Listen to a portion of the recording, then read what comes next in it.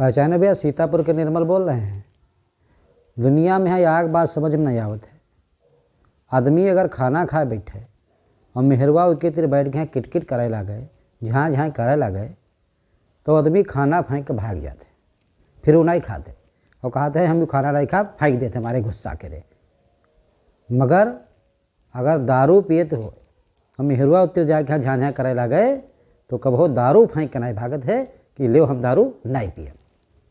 वो दारू पूरी पी ली और मुखन्नस से बैठ रही, तनको न बोली न चली।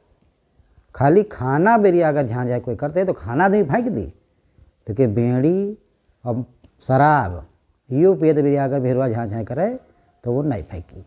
आज तक ये समझ नहीं आ पावा यूँ काहे होते भाई, सब खाना फेंक देते हैं, जबकि खाना सेहत के लिए अच्छा है और वही का सब फेंक देते हैं।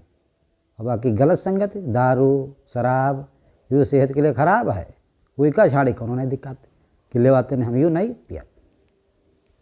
बाकी पहचान तो गयो सीतापुर के निर्मल।